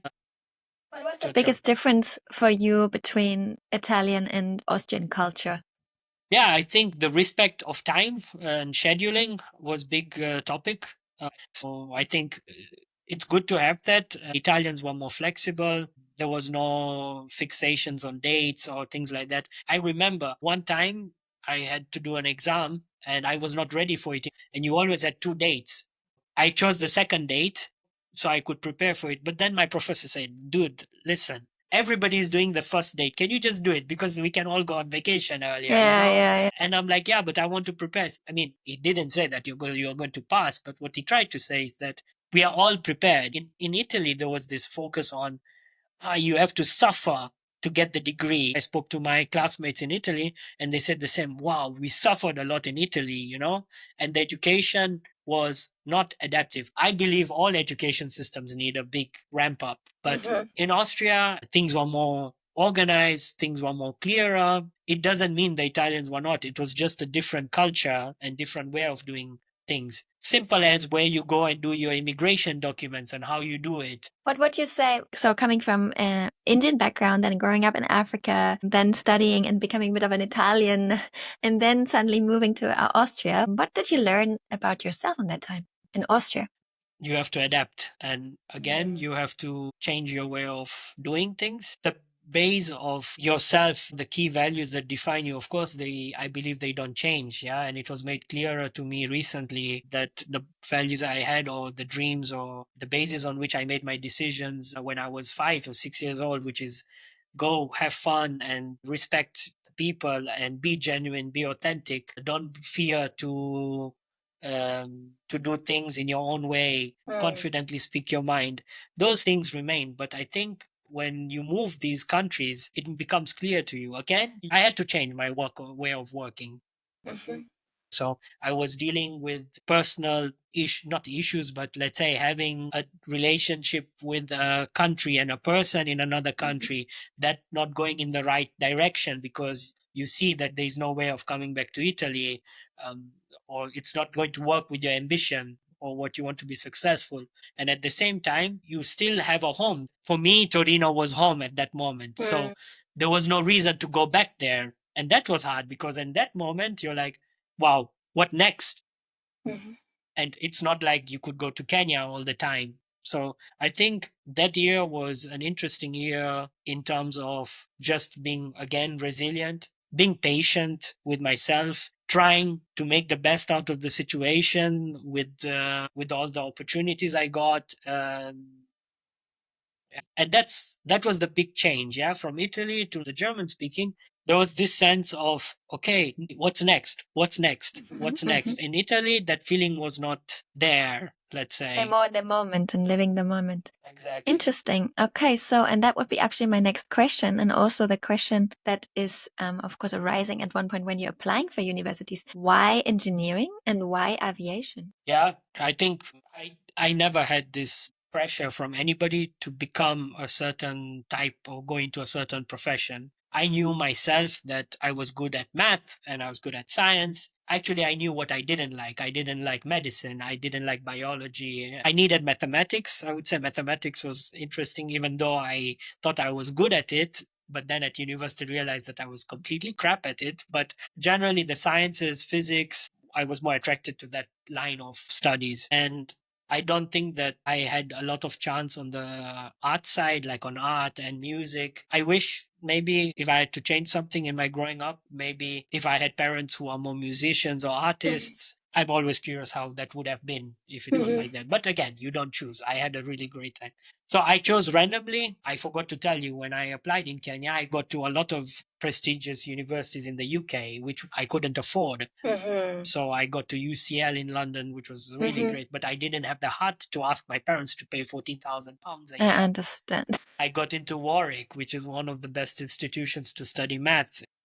So, as I said, I applied for geography, for math. I applied for engineering, and I liked aviation. I would say, particularly, I liked aerospace. And I would say when I was young, there was a craze about becoming a pilot and stuff like that, but not driven towards that. So, I think aerospace was a good general choice for me. I think at 18, you're just a bit more like, Yeah, let's see of what. course. But of course, after aviation bachelor, I thought, okay, let's try to make something out of this. I never had the feeling that I hated it. I just thought that the Italian system didn't give me enough in terms of industry, and that's what I needed to change. And that's what happened in Austria.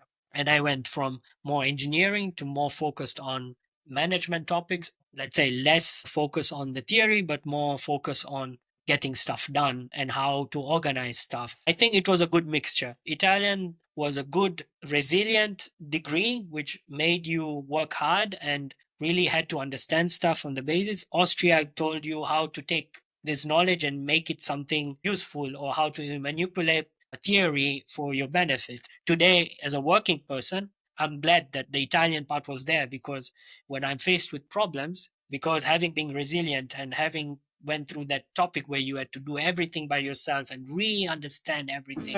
Of course, I don't want to wish students to suffer so much, because in the end, you study this 100% and you only need 20%. Of course, seems inefficient today, but it depends on how you look at it. For me, Italy was not just the studying, it was the cultural experience. It was all the things I gained in terms of friends and family and culture together with that. In Austria, there was less of this cultural gain, I have to say, because the university was very intensive. Okay, wow, thank you. Let's jump into the next chapter in Germany. And also now, of course, you being already a director of operations at the age of 30, I would say that's quite a career. So for people listening who are either maybe interested in leadership, but also interested in how to build a career, what would you say now looking back? What were your first different positions and roles, and how did you move up? Yeah, sure. After Austria, thanks to the head of my department, I was able to connect to my current company where I work. Again, I reiterate the topic about making a bit random or open decisions. So at that time, I was looking for an internship and a master thesis, and I could have ended up at any big organization like a Lufthansa Technik. I mean, you're not part of that industry, but you could end up at a big airline, and I did those applications where you are basically a number, and I had made a choice of a few shortlisted companies, and I had already almost said I would choose between that. But just before I made that choice, my head of department said, "Hey, look, there is Thomas. He runs a small company here in Germany, in Franconia. I think you two fit well." Of course, I had also some challenges, because integrating from an Austrian student visa into a work topic, it's always also a kind of challenge, because many companies are not willing to do this paperwork. But I think it's manageable. I took a very random decision to come here to Lichtenfels, which is next to Bamberg, and meet the company. And suddenly, from the right beginning, I was just open minded about it. And uh, I was not treated like a number. I was treated as a person. And I think that made a big difference. So my interview process was very family oriented, and they picked me up from there, from the train station. They took me to my hotel. The next morning, I met my boss, or the CEO of the company. And I remember he talked for 2 hours. He said, "Hey, this is my vision, and tell me, what do you think about it?" And I was being hired at that time, or let's say they were looking for somebody who would help them implement a quality system. When I came back to Austria the third day, I remember I was impressed by the chili which my boss had made for lunch, because the day I arrived was the day Germany was playing Mexico in the World Cup. So there he brought the leftovers the next day. And just this sense of eating the leftover foods from their houses, and this feeling of being part of a family was really what made me curious about that topic. Back to your position when you started working in Germany, how long did it take you then to get to the next positions? Because you've been staying within the same company, right? Exactly. So I started off very first year was focused on my thesis, and I had an internship. It was a 1 year contract, and I just went with it, and I started working on my project and worked with that. And then somewhere before my end of my contract, there was an opportunity of a project, and I got a bit more responsibility. And I guess my bosses were, or my boss at that time was checking me out. So it was clear for them. They had made it clear that they wanted to hire me and they wanted to keep me afterwards. And just the first job was in quality. So when you work in that area, you get access to everything in the company. So I had to map up all the processes. I worked with all different levels. I was interviewing the complete company. So I was trying to learn about all the process so we could document that and standardize that. And my thesis was really about how you can keep flexibility in a medium size or a family run business, but still maintaining the quality systems in aviation. Yeah, I took more responsibility, and suddenly graduating my master's was not so important. So Interesting. I took quite a long time. I had done all my exams, and I was late again. I didn't submit my thesis for 2 semesters. No. And then suddenly, just before the pandemic, the head of my department came and said, "Hey, you need to graduate. You're being stupid. Get this done. I know you're enjoying your work and you have responsibility, but get this over the line, because trust me, it's better to finish it." So at that time, again, At a personal level, I had already transitioned from an intern to a operational role. So I was in the operations team. It was a small team of 4 or 5 people. I was running projects with our team, and I was super busy, and I had started to do work and travel the world, and it didn't seem so important to get the, and again, I'm so lucky to have my head of department who came and said, no, you have to now take a 2 week break and do your thesis and finish it, which I did. The company was a small company, medium-sized company. I think the question I always get asked, what do you see between a small company or a family-run business or towards going to a big corporation? I always wanted to be autonomous. I always wanted to see different aspects of things coming up, and I didn't want this type of job where somebody was trying to micromanage me and tell me what to do. Yes, I needed guidance, but you always need to know who you are in this way, because there are some people who prefer to be told what to do and how to do it, and then that's it. Hemal, maybe as a quick question, just for the listeners, really just in a little sentence, what does engineering and aviation mean? What are you doing? So I modify aircraft planes, meaning that Okay. so what we do is we generally buy used aircrafts, used aircraft cabins, and we retrofit aircrafts with this used material. So it's a sustainable, it's also a niche, and the business is basically around reuse of aircraft cabin materials. So an aircraft has a life of 25 years, a civil aircraft, and in this 25 years, it makes different moves. So it might start at Lufthansa, but when it's 16 years old, it might end up, I don't know, to Ryanair. Oh, no, yeah, Alitalia. And there is a change. And what we call that is a retrofit. And what we do and what I do is I work in this area where there's a retrofit program. It's a bit like buying an old house and renovating it. Or technical gear or something like secondhand refurbishing. Exactly. So there are specific requirements. You buy older house, you need to fit a new kitchen. So you take measurements and you go and buy the old kitchen. I do more or less the same thing for the aviation, for the aircraft. Only that I can't just buy used kitchens. I need to do a little bit more of certification, a little bit more scrutiny, because it's a safety topic, and it's flying 30,000 feet above the land.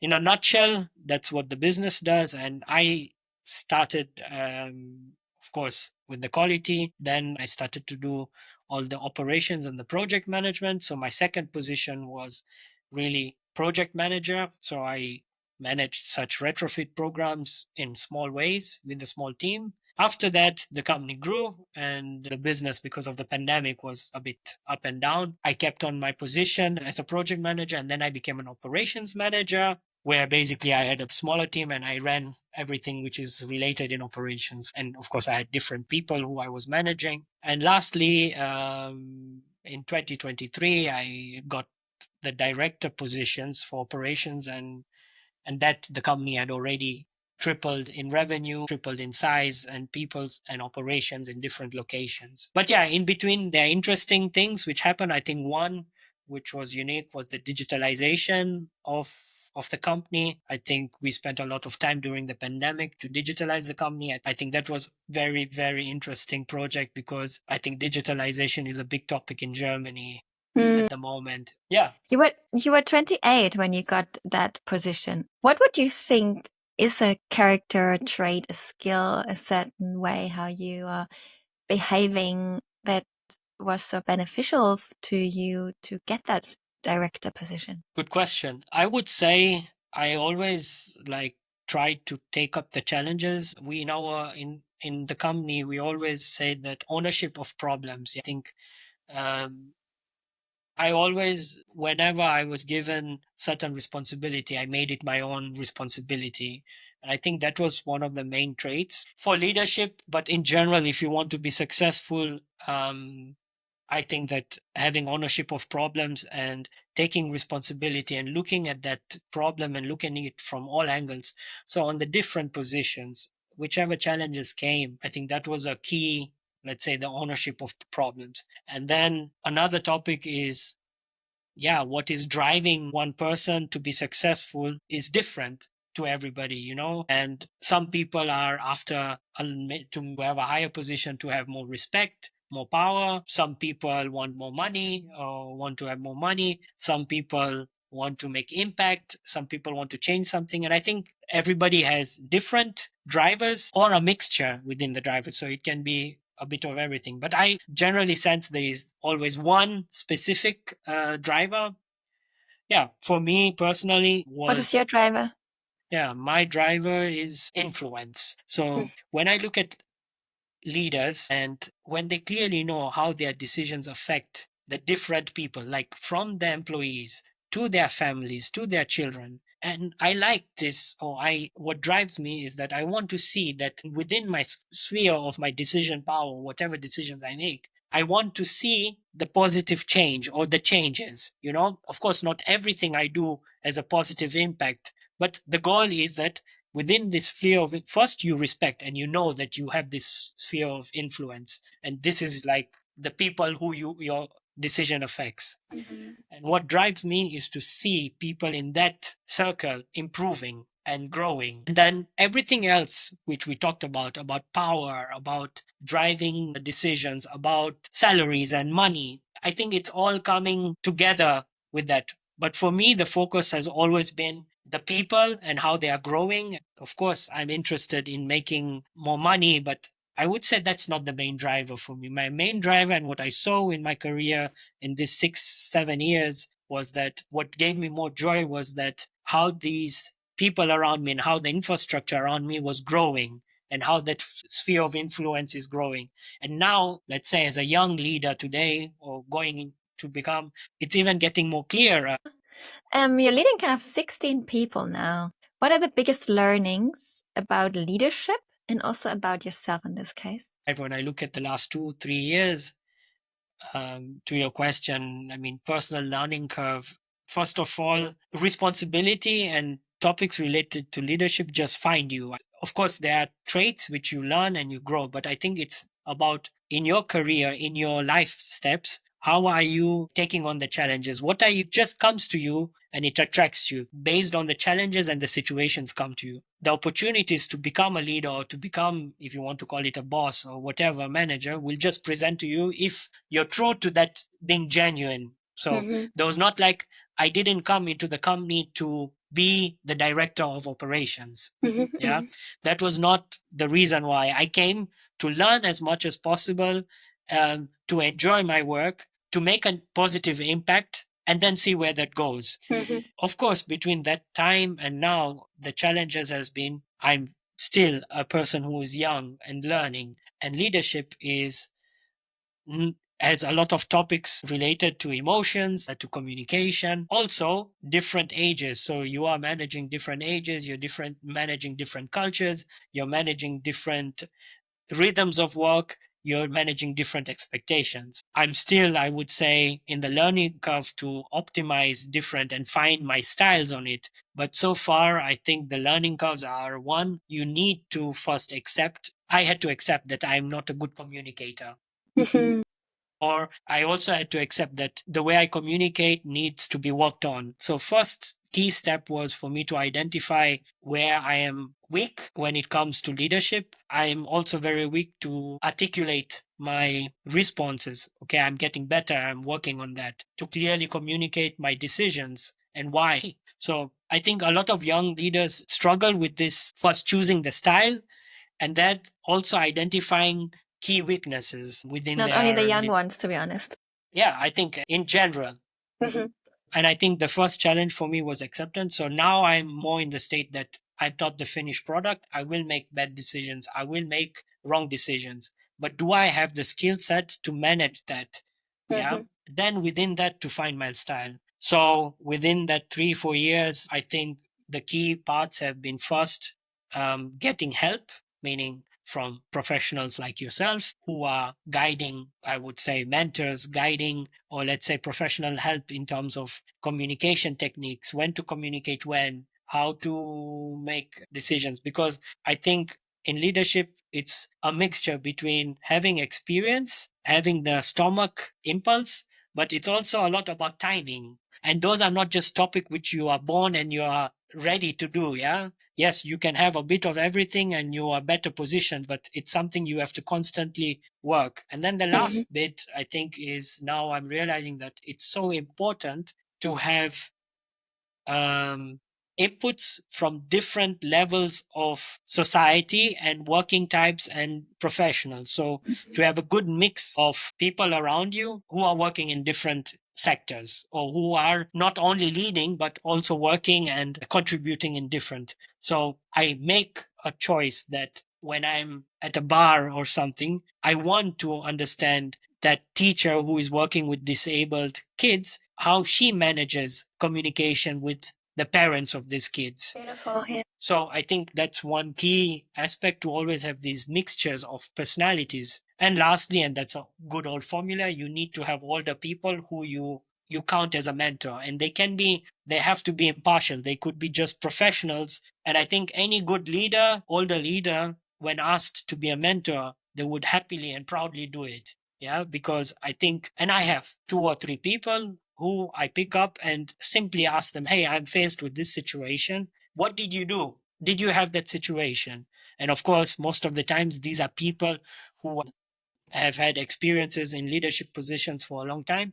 But as a young person, you also have to have the confidence to make these people your mentors. Yeah, it's not as simple as just saying you need to work on bonding. But what is the key there? To be authentic and to be genuine. You're probably leading also people that are older than you. And you said like, oh, I really had to accept the way I am and understanding myself, especially also in maybe your weaknesses. How did you manage that? I mean, also now when you may be leading people that are older than you, have more experience, or maybe also a life experience because they're older. How do you deal with, in one point, maybe being younger and not that experienced on some levels? I think it's like a work in progress for me.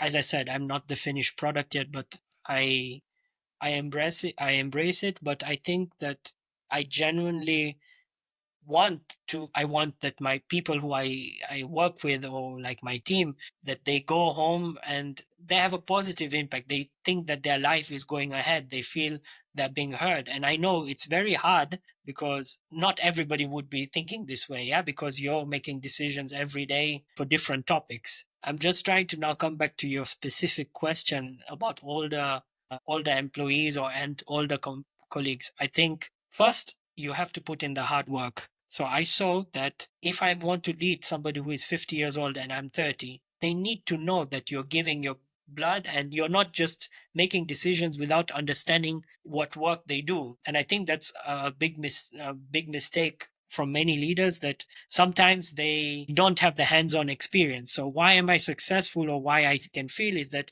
at the small company, I did everything. If I had to pack a box, I would do it. So I never chose. If I had to clean the office with a cleaning lady, I would do it.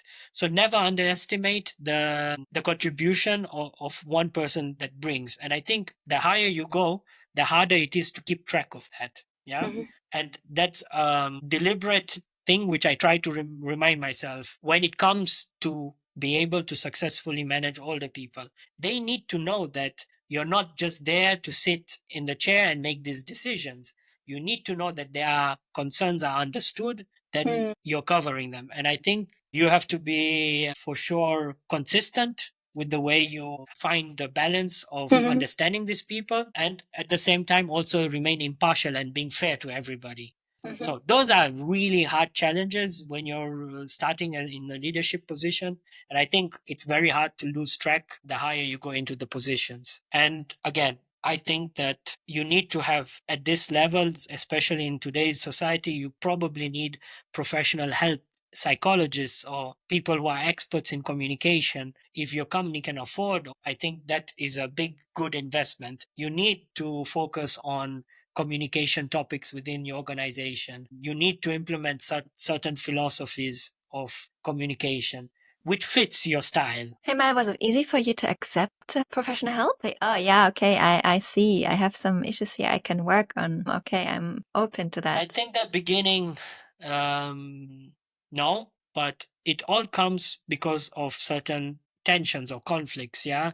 So my boss, I can't say anything negative about him. He's been a great leader, and I've learned so much from him.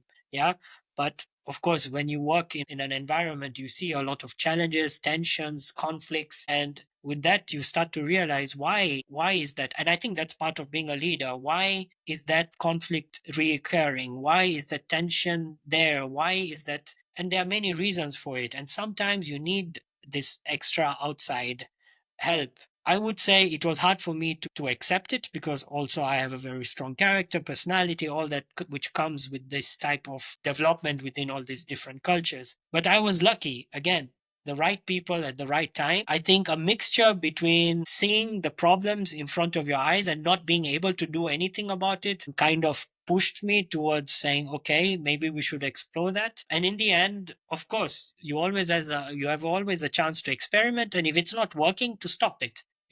Luckily for me, I see more benefits, and I see a gradual improvement for myself personally too. I'm curious, what are some cross-cultural insights you gained through leading international people? In the end, when you're managing teams, and because you have teams from different cultures, remote teams who are working in different time zones and different countries, in the end, I find it funny that everybody solves the same problem, sometimes it seems simple to say, in different ways, but the goal is the same. And I find it curious and also funny and interesting for me to notice, and that's a personal interest of mine, how a Malaysian person is dealing with the same problem as the German person in Germany. And in some cultures, they are easy to ask for help, and in some cultures, they don't ask for help.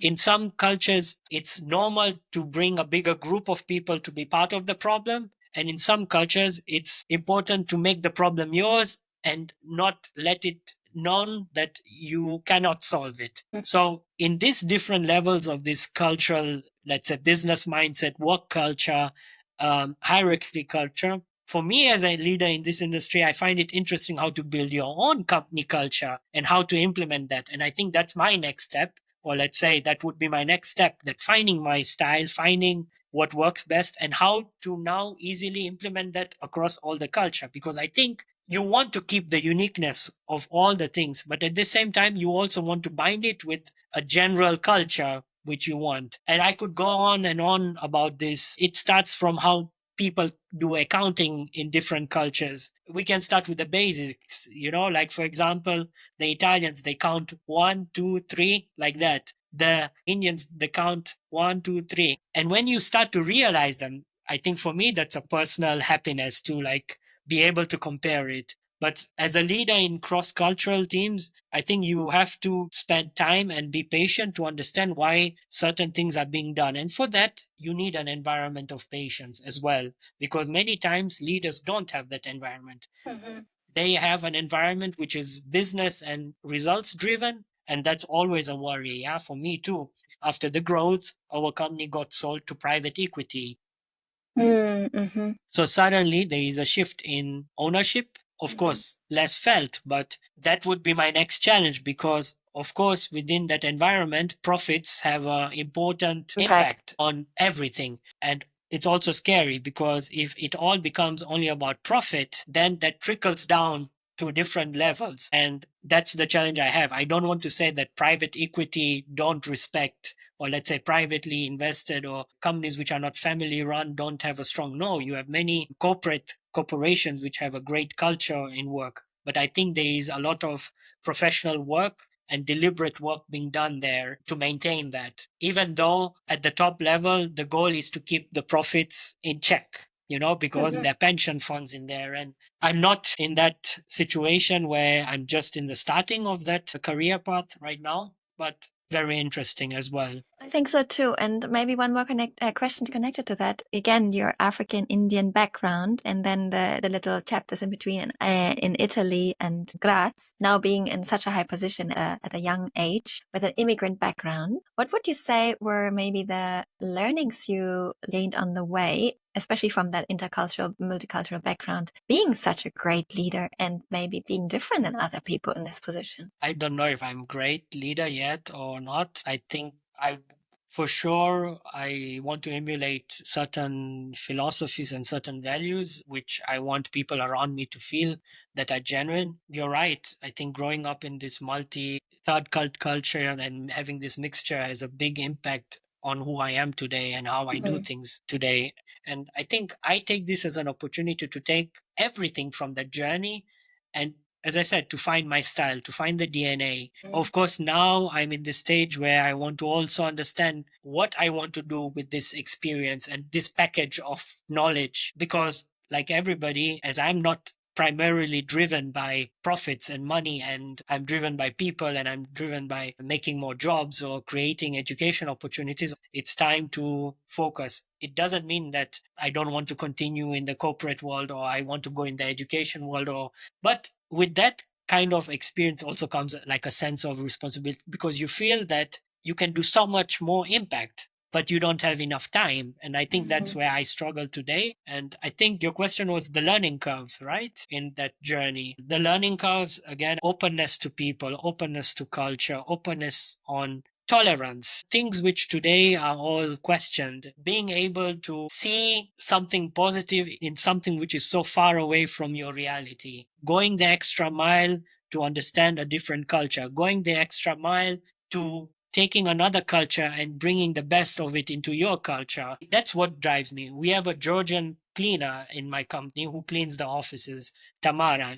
There is an impact she makes from her culture and the way she does things. People are scared of her, because scared in the way that when she comes to clean, you have to leave your office. Otherwise, she will not clean it. Because in Germany, cleaners are hard to find, and good cleaners for that matter.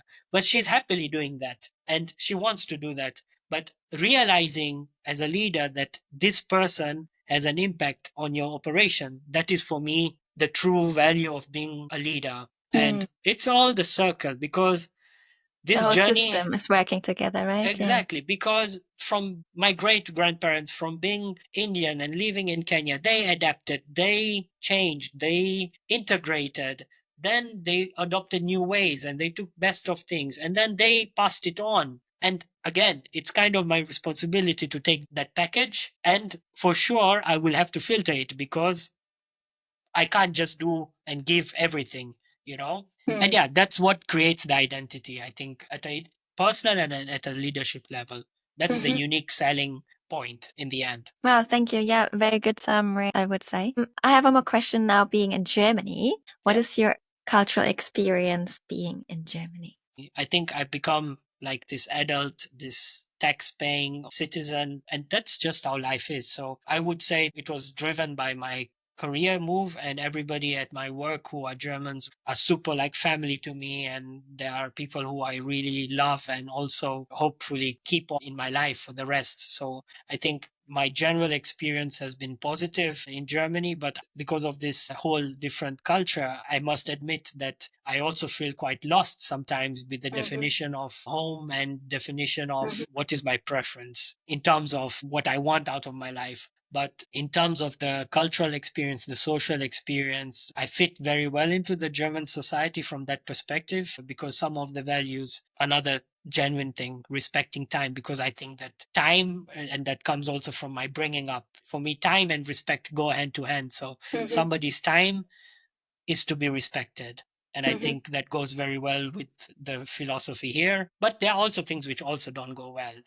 But generally speaking, yeah, I've had a positive time in Germany, and I'm sure Germany will always be connected to me, because now it's 6 7 years, and as I told you, probably become a German citizen soon. But I believe there are big challenges which lie for the country, if I'm allowed to pre-say that before being German, as we try to be more progressive and be open-minded, and that's quite a concern, at least personally for me. Yeah, I wanted to ask, how do you perceive that now? Again, with a multicultural background, trying to aim for German citizenship, and then now this whole political shifts are happening. Did you experience any personal hardships with that? I wouldn't say personal hardships, so I don't want to make the discussion political, but at the same time, I think the system and the way things are infrastructured, it's really aimed at keeping the best of the foreigners and the highly educated and the highly earning ones in a certain bracket.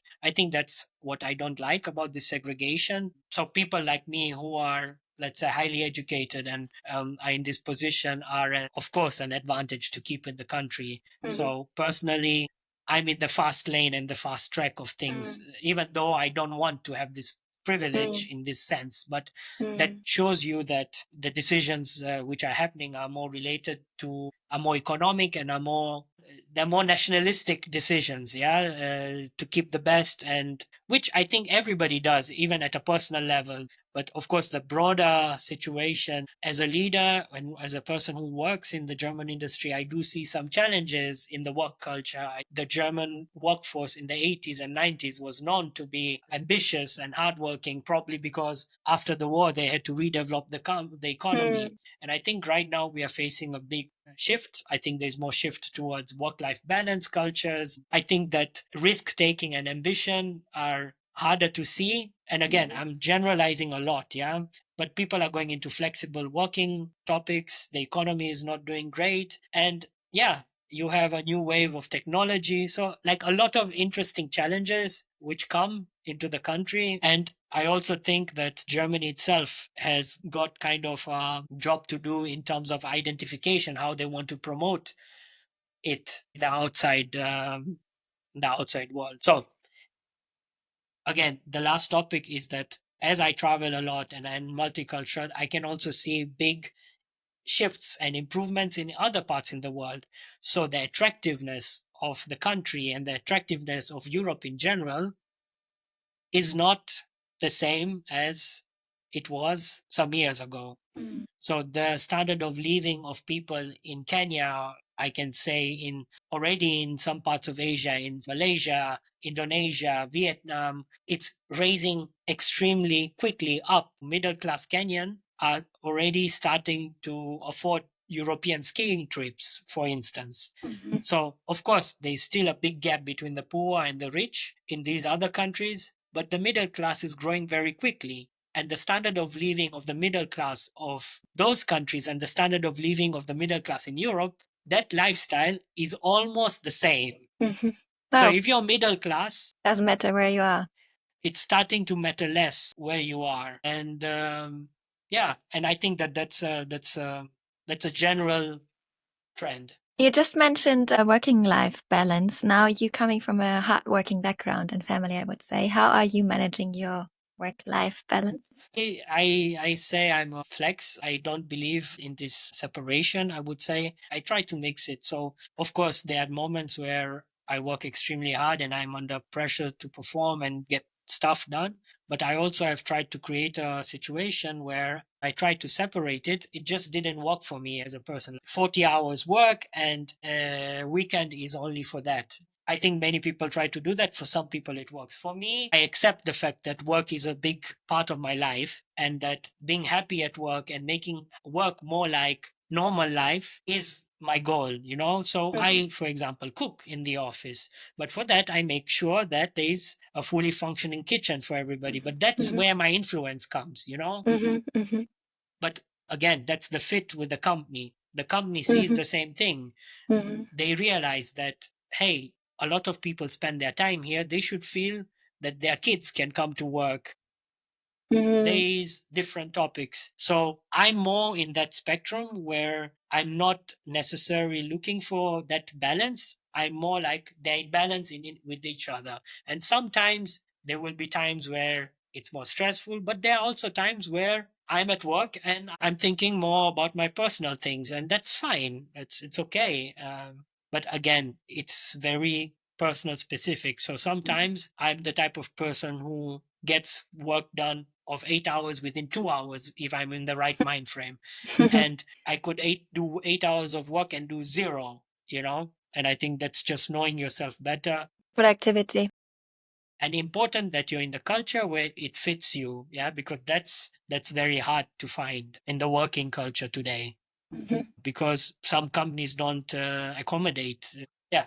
But I have to stick to that, and I want that for my team and my employees. And of course, not easy when you grow to keep that. But in summary, I manage it by simply not making a big distinction about it. And I have my little rules. I have important people. I have important, let's say, markers. I give you an example. If I work after, if I leave the office after 7, I have a little jar where I put 10 euros, 5 euros in it. And I give this to my sisters. They don't know about this fund, but it's just little things to keep check on, and take this money and cook a meal or donate it or use this money for a dinner for all the time you missed out on certain dinner friends. So I think I have these small little rules Very which kind. keeps you in check, but they're just more guidance. They're not like trying to reach a balance, or there's no defined balance from that matter on my side. Hemal, it was a very, very rich, diverse conversation.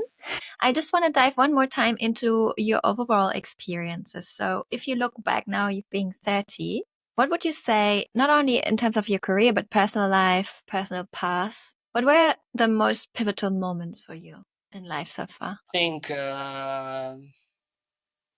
think clearly the move to Mombasa was a pivotal moment, because until then I didn't really have a strong sense of a father relationship because he was a busy businessman. So I think we took the trip to Mombasa. I think that was key moment. And that is mixed with the born of my little sister a year later. I think those were key moments. I for sure put the fact that I moved out early from my house, from Mombasa. I think that was also great freedom from my parents. And again, parents are involved. Then key moment, I would say Italy, but I think generally the moment there was one particular day where I realized my time in Italy was over and I couldn't. And then with the last few years have been quite crazy. So I told you briefly.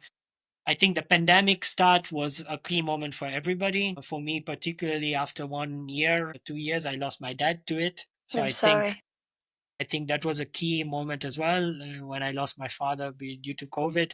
I think that changed something, which I'm still trying to understand.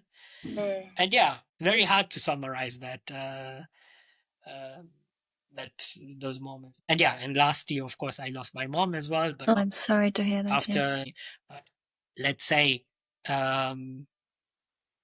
for me, the key moments are related to a shift in the way you think. Yeah. So there are those key moments where you change in the way you are thinking about the future. Well, thanks for being so open and vulnerable. If you now, because you're saying what you've learned, if you would go back and look at yourself at, let's say, at the age of 15 or 18 or 20, what kind of advice would you give yourself about life? Nice question. What would I tell an 18-year-old me? I would just say, do what you did as you did it. As I said, I was very, very lucky in the people I met and the people who had different effects. So the only thing I would say is that there are moments where you're having an important time with certain people, or people you really respected, or people you wanted to learn more. Perhaps it would be nice to tell them to, hey, do it a bit more, focus on creating more genuine moments with these people. I think my key was always just be authentic, be yourself. Seems very simple to say, but don't let other people choose how you behave. And I think a lot of people hide their personality. My goal was, yes, adapt, but as quickly as possible, be yourself in that culture. And that's the goal. And Thanks. yeah, I think it's a good. One more thought connected to that. What is the meaning of life for you? What do you think? Meaning of life. Why I like this question so much, there's a very nice meme I've seen once, and I always am remembering it. Like two little figurines sitting in a car, and one looks to the right, one looks to the left, and one says, "Life has no meaning," with a smile and excitement, and the other one says, "Life has no meaning," with a bit of a depressed atmosphere to it. And I always find it very interesting to see these different perspectives on it. So that's why I'm always asking my guests, what is your personal take on that? I wouldn't say that life has no meaning. Yeah. I think for me, life is about the impact you make and and you make impact from different things. Yeah. And in the end, you make impact to your environment, the physical, physical one, you make impact on the people you meet or the people you live with, you make impact on everything you touch. So it has a meaning. And I'm more of a celebrator of life and to create more memories, create more moments. I like traditions. So I think for me, life is about a lot of memories. What I love about my life is I've met so many these random people in random moments. Yeah. And sometimes they all appear um, in sudden flashes. So I think I would say, yeah, life for me is simple about making memories, experiencing new things, experiencing the same things with new people. Because sometimes people say, no, I've done that, yeah, but you've not done that with that person. Nice. Maybe you don't like rock climbing, but you will like rock climbing with that person. That's such a nice thing. Yeah, Thank you. I would summarize that in that way. Thank you, Hemal. Thank you so much. And you've been so smart on so many topics. One last take. If you would now have the stage to the world, what would you let them know? What do I want the world to know? I think that if I had a microphone and I had to like speak and say one thing, yeah, I would ask everybody to look at what education means for themselves and their families and their friends and the people who they affect. And I don't mean institutional education.